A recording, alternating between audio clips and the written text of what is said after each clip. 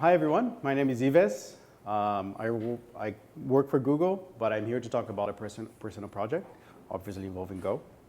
I hope it's interesting to you. So I wanted to get a sense for who's in the room. Which one of you actually uses Go on a day-to-day basis at work? Okay, more than half. Who's more of a beginner in Go or just interested in learning more about Go? That's great, okay. So the other half, let's say. Or who uses Go just for personal projects? Okay, that's great, about 6 or 7. So I've had a mix of both. I've been using Go since 2009 or so. I use it a lot at work, but I also have some personal projects and open source projects. So I'm here to talk about mainly one of them. And I would like to try to go through the process of developing a full Go application end-to-end and hopefully share some lessons from that. So feel free to ask questions at any point. I'll just give you the mic or so. And hopefully, if you disagree with anything, let me know right then, and hopefully we all learn from it. All right. So the basic scenario that I think we've all encountered and we're all interested in from this presentation is in the scenario that you need to develop a product or a prototype, and you would like to do it quickly. And I think Go is great for that kind of scenario. And I'd like to show you the process that I've used in the past for doing this, how I failed miserably more than once, and I will try to focus on the one case that worked well. For this presentation, I think I'm going to cover usage of Go where it makes sense and where it doesn't yet make that much sense, and hopefully there can be some discussion about this. Okay, so everything starts with a genius idea or something really fantastic that you think the world needs, or in my case, it started with a solution looking for a problem. So like I knew that I wanted to do something in Go, and I wanted to do something that looked more or less like this. So I just kept for years trying to find a project that matched those interests. It's a personal project after all. So I decided to build to my strengths, and I like games, and I know Go. And that's it. But it's more than nothing. So I've been looking for a project that would exercise those strengths. There were a few challenges. Did anyone here ever try to use Go for developing games or anything of that sort? Nobody. Did any of you ever develop games? Okay, maybe 6 people or so. Go is not good at all for developing games at the moment. So there are toolkits, there are tools out there, there are frameworks for developing games, and they're improving. But games is a whole industry that has been developed around tools and frameworks and things, and you can't just throw away all of that because you just like the one language more than the other. So if Go ever catches up on that space, it's going to take quite a long time. Surprisingly, the problem that some people seem to have with using Go for games is actually not real, like garbage collection. It's actually not a problem at all. There are many demos and many things that people have built out there that have excellent performance, and the Go garbage collection really hasn't been an issue at all. So it's more of a question of tools and things you're using to build it. The other problem I had is that I didn't have an idea for a game, and I just wanted to develop a game, but I didn't want to have an idea. So that was kind of like a puzzle. And I don't know how to develop a game. I've never developed a game. I don't know how to start, and I was very lazy to even do the tutorials, let alone actually port those tutorials that are usually like in JavaScript and do that in Go. Like, it seemed so far. So I tried several times, usually around, this area that I talked about. But because my options were there were so few options, I couldn't quite get much done, but I tried. So the first thing I done was an emulator. I always played with emulators when I was a kid. So an emulator it's a software that you can use a game image from a certain platform and run it on a different platform because there's an emulator that is like in real time translating the game image into this new platform that works. So for example, when I was a kid, I would use to play Super Nintendo games like on a computer using legally obtained game images. So this Chip 8 emulator was like my first attempt to actually try to do that because I really admired people that could develop an emulator. I had no idea how that could be done, so I thought, okay, I'm going to try that. So I wrote the easiest possible emulator. That's for one of these very early game consoles that is like super simple, very simple instruction set on its processor. So I decided to use to write an emulator for that. It was like very simple, but I achieved success. It actually worked, and I'm going to show you the screenshot for the first. Are you seeing it already? No. I'm going to show you the screenshot for the first game that ran on my emulator. So, like, don't be blown away. This is the first, game that ran on my emulator. It just showed the IBM logo. There was this other guessing game. You're supposed to to be clear, I didn't develop the games. I was just running the game image and making it appear on the screen. I felt super smart. Come on, man, look at that. Next thing I tried to join somebody else's project to develop a clone for the Minecraft. Did I write Microsoft? No, okay. It's Minecraft. It's a Minecraft, oh, it could be, right, these days. So it's a clone of the Minecraft server. So Minecraft, at least when I used to play more, it was kind of limited how many players could play in a server at the same time. And we had these dreams of having thousands of players playing at the same time, kind of like World of Warcraft or something like that.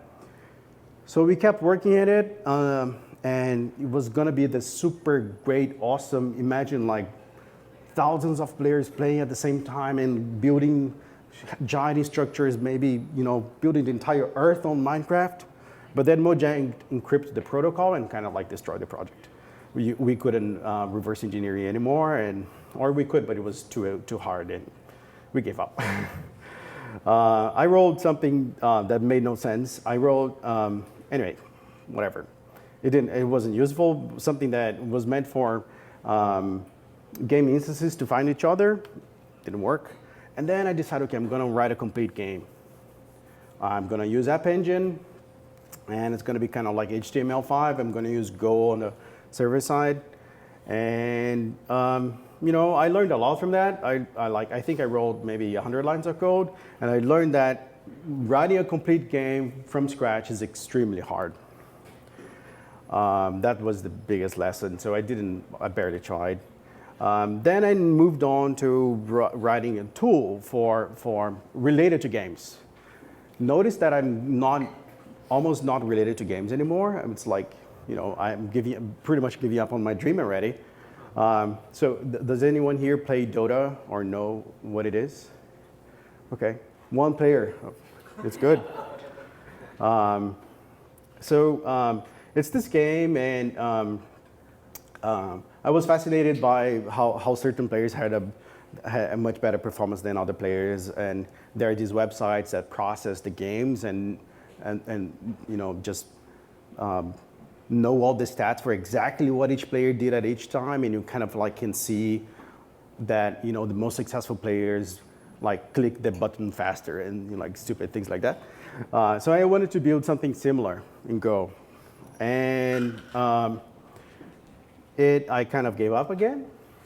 But the thing I learned is that I like doing things related to stats anyway.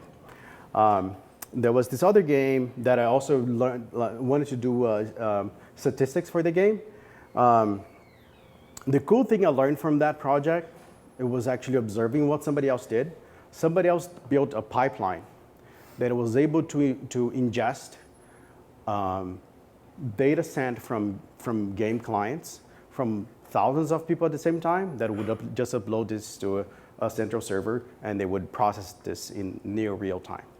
And the infrastructure for doing that was really interesting and ran on just one server, and it used this system I'm going to talk about later called RabbitMQ, and that was really interesting.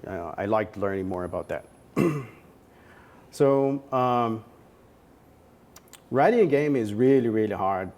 And as I said, I was kind of ready to give up. You have to come up with an idea. You have to write the code. You have to write the art. You have to test and test and test and test it. And then putting everything together that makes a compelling experience is just mind-boggling. It is not something that a single person can do. I was sure of that. And then this guy happened. Does anyone know who this is? Okay, interesting. So this guy, Eric Barone, I think he's here from Seattle, actually. His nickname is Concerned Ape. After school, he couldn't find a job, and he just said, okay, I'm gonna take this game for Super Nintendo, or like this old classic game, and I love it so much that I want something like that, but better. And this guy spent 4 years working 10 hours a day, doing everything in the game, from writing the story, drawing all the art, composing all the music, composing all the sounds.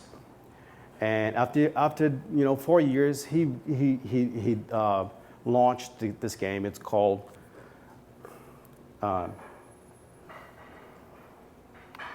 Stardew Valley. Does anyone heard of this game?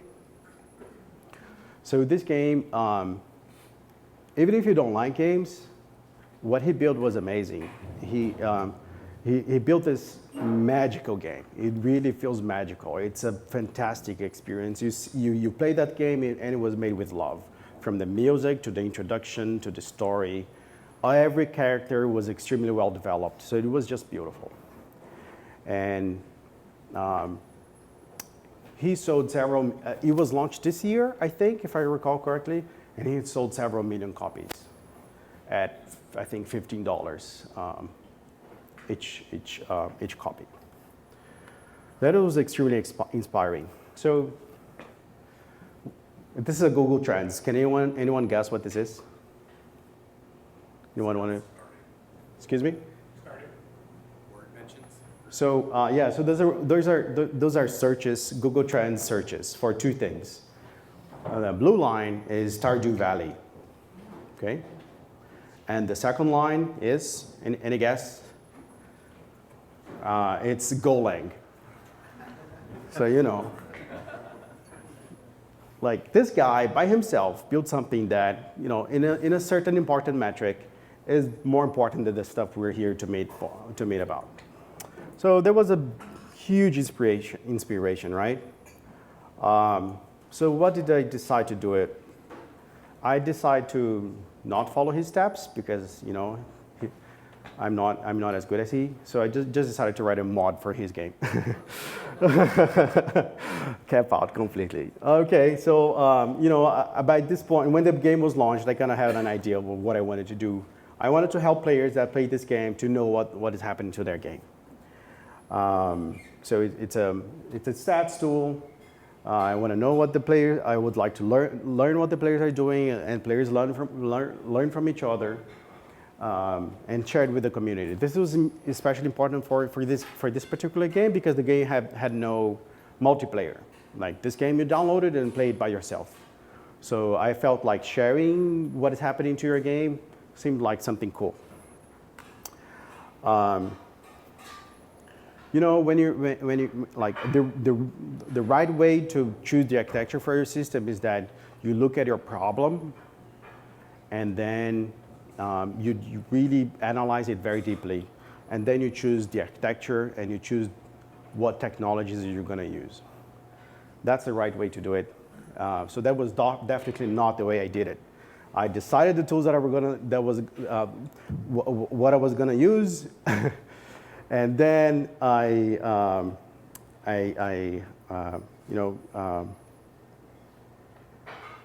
tried to find some problem that would fit these tools, right? So this is the essential architecture of what I tried to build first, and that's where the things start to get more interesting. So I wanted to write an agent that would be installed on everyone's computer that decides to use it, that would watch what their game is doing, send this to a server, aggregate this, process it, and then push this out to a distributed queue so that other developers that are interested in learning what people are doing with the game could subscribe to what's happening. So that was my basic idea, and I didn't have a very good idea about what to do with what those developers were going to do. So one interesting challenge here that I think one interesting challenge is that this project involved using Windows on Go on a Go desktop. Is there any Windows developer or anyone that ever developed for Windows here? Cool. So Go is not that, traditionally not used for developing on Windows. And I learned from this project that it's actually totally possible to use Go for Windows, certainly for server-side applications, but also for things like this that don't need a normal UI that you can you run alone on the person's machine and without any UI, and there's, in fact, I think there are a lot of malware developers out there that are starting to use Go because they also realize the same. There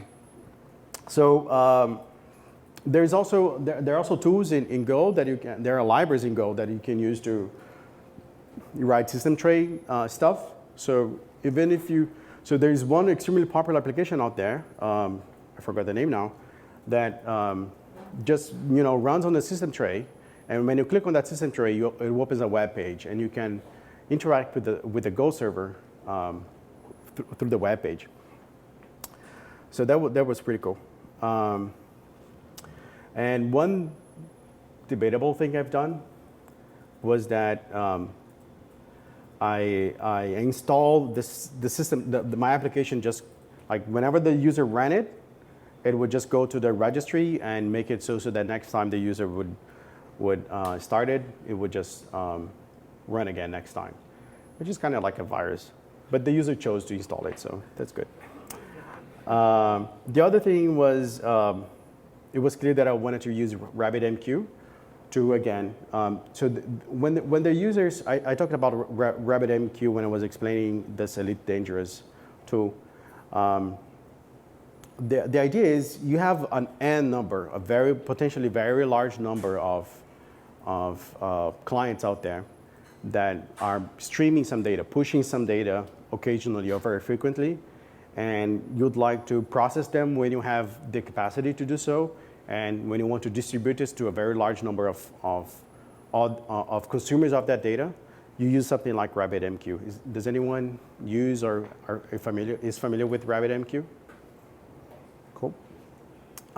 It is in a way similar to PubSub. PubSub is a protocol, but you can think of it as a PubSub feed in a way.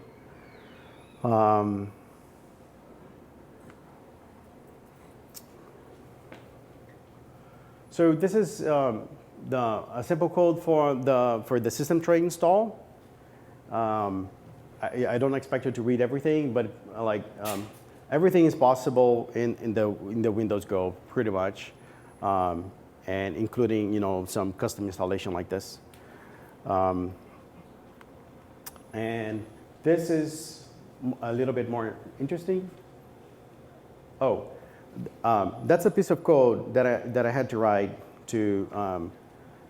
for the agent that the people install on their machines to detect that the game saved state. So what I decided to do was, whenever somebody is running the game, and inside the game they go to sleep, they generate a save. So this is how the game works. So I wanted to detect when they saved, so that I could grab that file and send it to my server, which meant that I needed to watch their file system, look for changes on the game save directory, and whenever there's a change, I would upload this. So this is what it's doing. This is the first version of the code. I wanted to use the crappy prototype. I wanted to show you the prototype version because it's a little bit more streamlined to read. And then the normal code. Anyway, so you can see what's happening here. Whenever the file is changed, I just publish that saved game file to the server, and that's it. I had a lot of problems getting this code to work reliably. A critical thing is that the client shouldn't crash.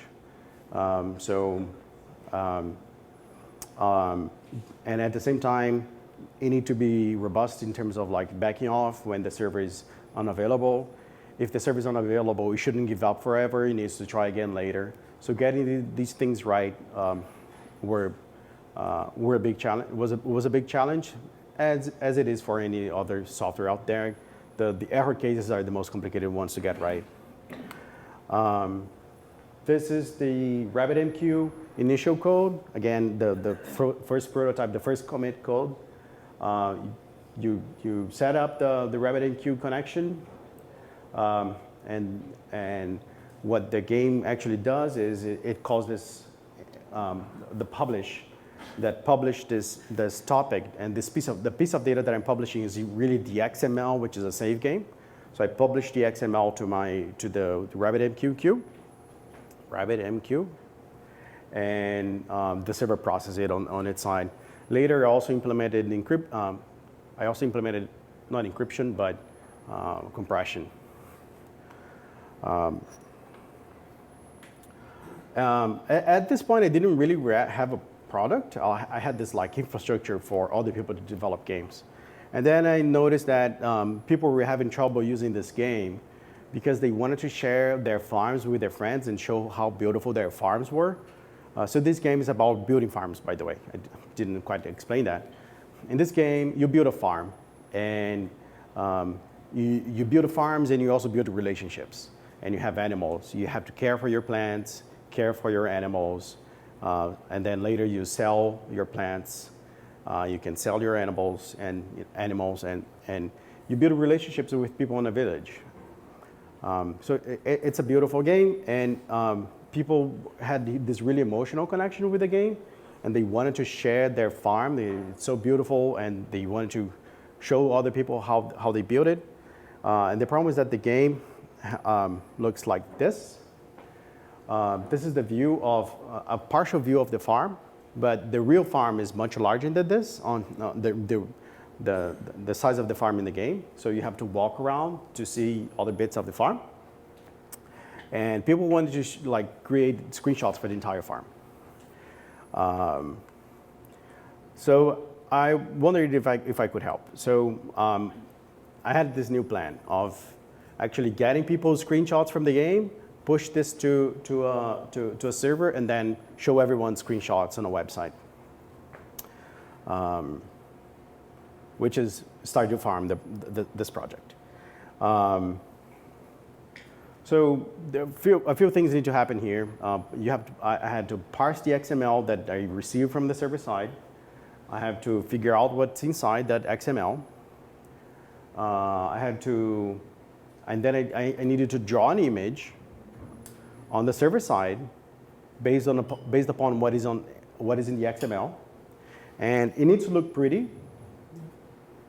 Ideally, like the game, and people should be able to see their own farms and their friends' farms. Has anyone done XML parsing or JSON parsing or so forth? So this is going to look familiar. You write a big struct with a bunch of tags, and you tell you tell Go, the Go XML library, to encode or decode based on these structs. It is really, I think it's a pleasant experience to use Go encoding and decoding. Once you get it, once you figure out how it works, it works nicely. I'm not sure if you all have a similar experience, but you do have, in my case, it was kind of boring because I did have to write the Go equivalent structs for every XML, and in hindsight, I should have just automated this. The end result was much larger than this this one XML. It was much larger. But just to give a pause to explain to folks, if folks that are not familiar with XML encoding or decoding, so this is it's kind of hard to see, isn't it? The colors on the thing are not working that well. So it's a Go struct. All the attributes need to have exported names, because that's what the XML the XML library is going to use those exported attributes to fill in all the data that it finds on the XML, and you write these tags with the name of the thing you're trying to read from in the XML. So if a field was called foraging level in the XML, it's going to be filled in here, and it needs to match the type. So that works quite well. It has a really good error handling. So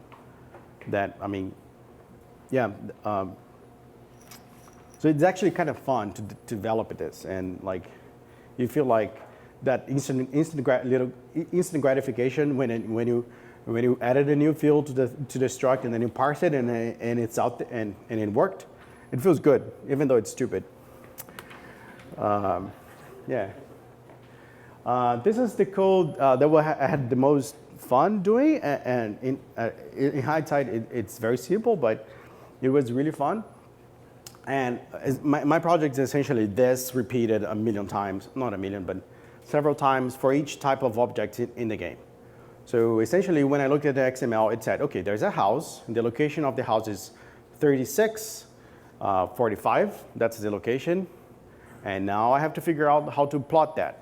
So I just compared the real screenshot of the real game with a saved game, and I guessed, oh, okay, so 36 must be the X, the X position on the game, and the Y must be the Y position, right? So I had to reverse engineer, rebuild the screenshot, how the game built the screenshot based on the XML. So this was super fun. So this is one example code for drawing it is using a ton of libraries, so I don't expect you to fully understand everything that is happening. But when I told the game when you tell the thing to draw a house, it would look for the correct sprite, the correct image that has a house, and it would just build it in the right position. And I don't know if you know game developing, but things are usually done with sprites. So you have this one big image that has several, several little assets on it. So you have like the fence, you have a house, you have a big house, you have the red house, and so forth. And you know how to find them using their respective coordinates.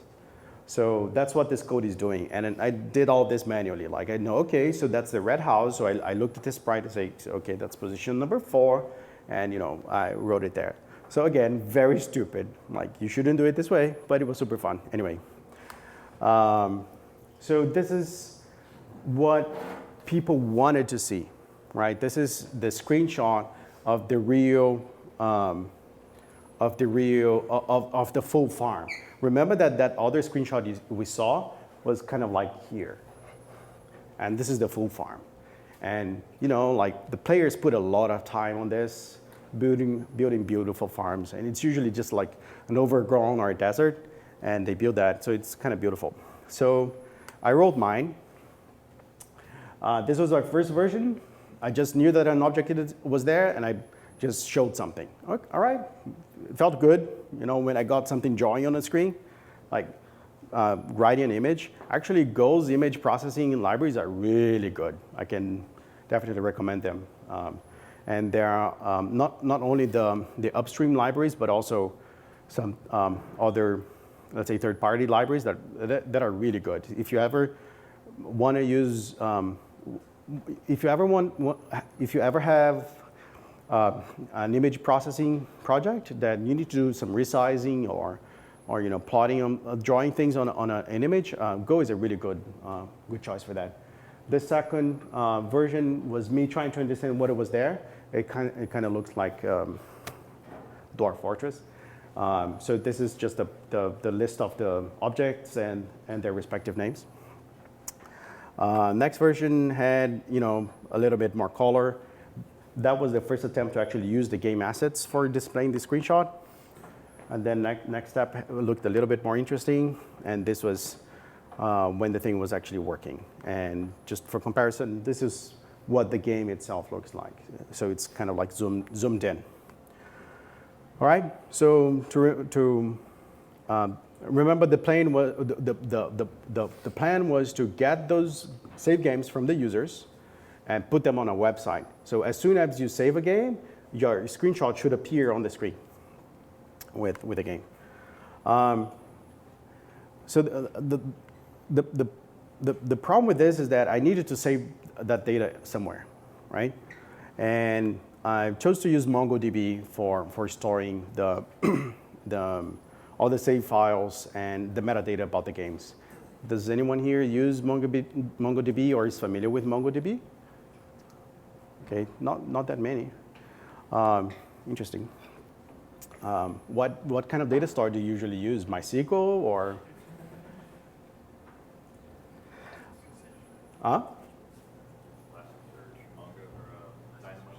Elasticsearch, Mongo, okay. HBase, cool. So Go is fantastic with Mongo. And there's this library that one of the very early developers in the Go community wrote. It's called MGO, and it is just beautiful. So MongoDB is a document-oriented database. It is perfect for the kind of things that I used. You just store this blob there. But it's very good for storing things like a JSON file, because then you can use it. Some people use it to serve directly from, so let's say if you use it directly to serve it to the web. So let's say you have a web app that needs a JSON API. Sometimes you can use MongoDB directly to serve whatever data the user requested without any processing. Some people do that. It has the Go version, and Mongo has something called the GridFS, which lets you store files. And it provides a file system-like API for storing files, changing files, uploading files, not changing, but uploading new versions of files. It does version management. It is really, really good, and it scales. And because it's MongoDB, you can, if you run out of space on a certain server, you can shard it and move it to different servers. So that gave me an option, it was a good option for letting me scale beyond just one server.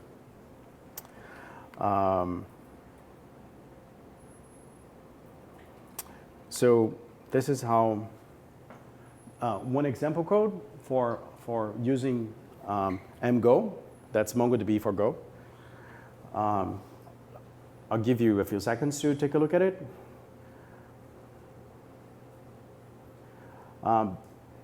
Essentially, in this case, I'm trying to do a search. And I have a collection that I know already what is the name, so I do a find on that collection using this syntax. So this kind of looks a little bit like SQL, but it's Mongo's own JavaScript-based query syntax. It is kind of cool, very powerful, and it matches really well with Go. So in this case, I'm doing a search for. So whatever the person types in the query, I search that for being either the name of the farm or the name of the farmer using a regular expression. And based on that results, I sort based on this field. I limit it to 20 requests. And then here I like how all these methods chain to each other, but this is the method that actually gives me the results and actually does the work. Until here, it was just building the query structure. And when you call all, it will try to actually deserialize or serialize the data that is in the database into this structure that you created here. So I defined it there. It's a slice of farm pointers. If an error happens, you get an immediate feedback and you decide what to do with it. Based on I know it's a slice of farm, so I just process it. In my case, I do some tiny little bit of post-processing it, and then I return the encoded JSON format of this farm, and that's what we provide to the web app at the end. Any questions? Any comments? And the example in the bottom is just how do you change something on the database? Farm collection, in this case, .update. For this one farm that has a certain ID, I changed a certain field to the last update field to a certain timestamp. The thing that's missing here is a web front end. So I decided to use Go with JavaScript. The JavaScript draws the page, and Go serves the index page and also is the API server. And that worked out pretty well. This is how the JSON search looks like from the web serving point of view. So when you go to the site, when the JavaScript front end requests for something, this is what we use to return the HTTP result. So that's just a handler, an HTTP handler.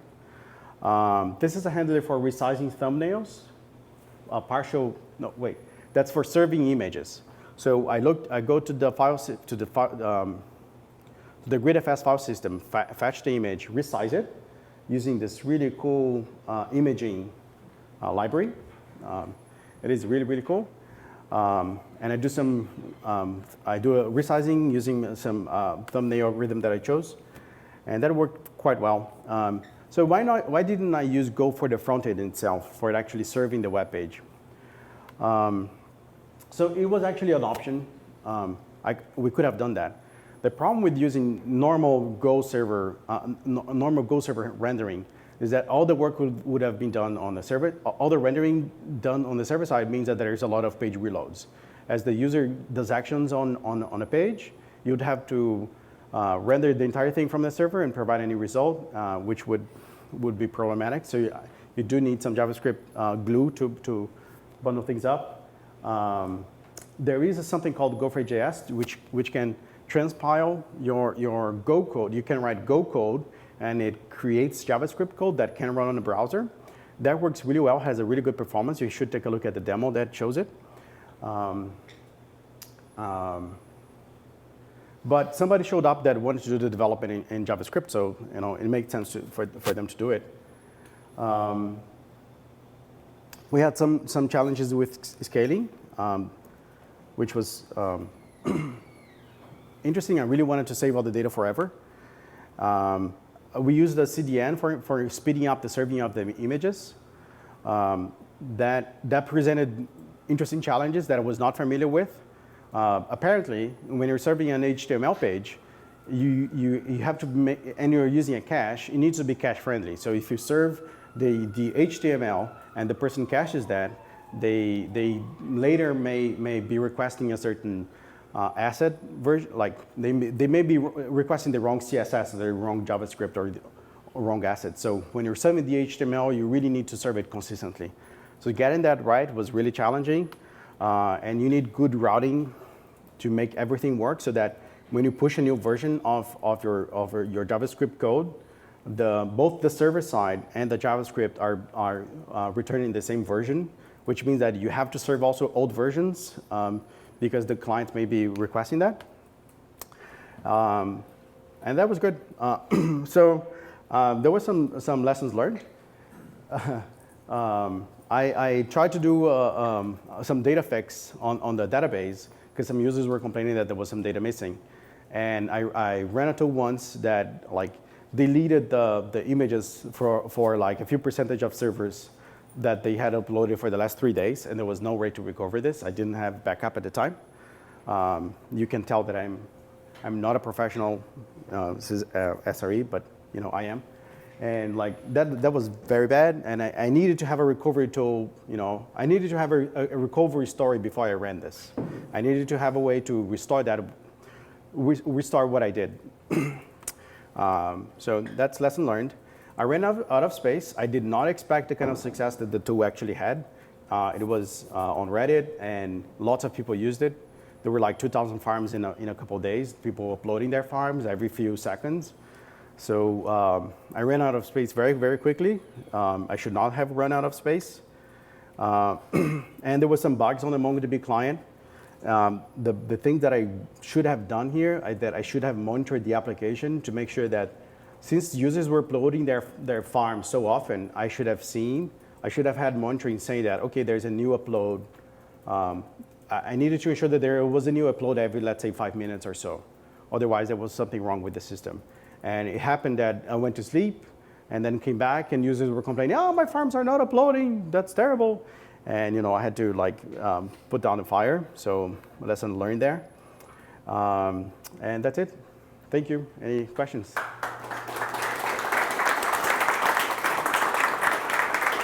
I should probably show it, but go ahead. So on the earlier slides, you appeared to have some kind of GUI for the simulated game in game emulators. For the game, maybe I should. I was just curious how you were showing that. For the game emulator, and it was just an image. Oh wait, no, I was using an SDL OpenGL GUI. So it is very easy to, if there is no good windowing library for Go, as far as I know. No, there's like GTK Go, but I don't know how good it is. And there are a few other solutions, but in that case, it was just a pure raw OpenGL window, right? And the Go OpenGL just uses C bindings for showing that. So I forgot to actually show you the site. Let me just, it takes 1 minute.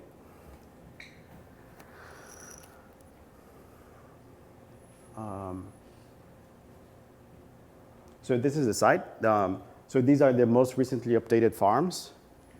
And this is built using, the site itself is using React.js.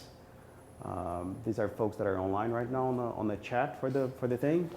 And these are their farms. And if you click on a farm, hopefully I don't click on any offensive farm because there are some out there that people write offensive things just so it appears on it appears on the site. It's usually fast, I promise you, but I think the wireless here I may be overwhelming. Anyway, so the cool thing is that I keep history for the entire farm, from the entire history. It usually shows in less than a second. And I also built a video module that, you know, you go to a URL and it shows a GIF V of the history of the farm, how it evolves. So that was pretty cool. There's a question here. I just had a quick question. I was curious if you've looked at using the HTTP2 server for serving the images. Right. It wouldn't have made that much difference. Like the images appear very, very quickly once you go to them. So let's say the pipelining advantages or the multiple streams advantage of HTTP2 wouldn't have given me that much. The one optimization I should have done on this page, for example, is that I should have prefetched the next image so that when the person clicks on the future thing over there, they should already see it already because the browser already loaded it. But like HTTP2, It is probably using HTTP2, and I don't know about it because the new Go Net HTTP2 package, I think, uses HTTP2 transparently, and you just don't know about it. Have you had any production issues with the Go server, and how did you go about debugging something like that, like memory leak or something like that? No, I didn't have any kind of memory leaks or anything like that. The one thing I had broken was on the Windows client. It would, like, if the RabbitMQ server was down for some reason, it gave up. Like it just got stuck, or the client panicked, you know. But that was completely my fault. The cool thing about Go is that, you know, you have good. I've used Python before, and the one thing I like about Go is that you have a lot of control over your error conditions, right? So all I had to do was, like, you know, add proper error handling. But you know, at work I have a lot of experience with debugging, you know, garbage leaks and things like that. So we can talk about it later too. Right? Oh, there's a question back there.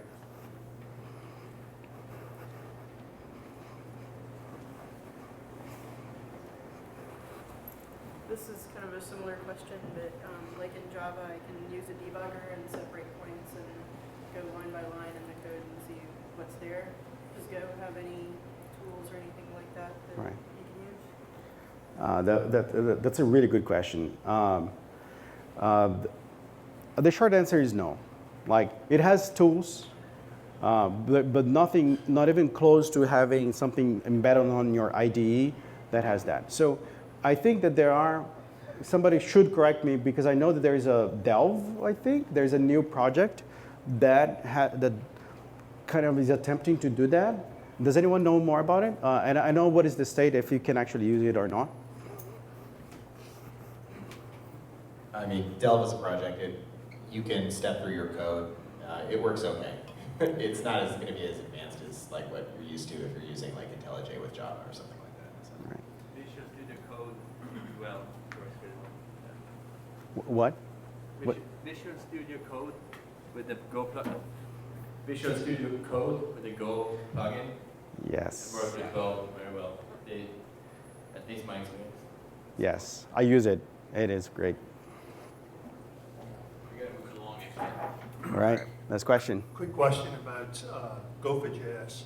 So you chose React. Do you have any more about Gopher.js? Yes. There are many reasons I didn't go for Gopher.js. The main reason is that even if I used Gopher.js, I would have to write everything, and I would lose all the convenience that those JavaScript frameworks have, right? That they're not quite there yet. I'm not sure if you actually looked at Gopher.js and tried to write something with it. I think that it's a really good like base, but it feels like we still need a really big pile of, you know, frameworks and libraries on top of it to make things more convenient. But the real practical reason in my case was that the developer that joined the project that said, okay, I want to help, he was just a professional JavaScript developer, so he chose whatever he wanted.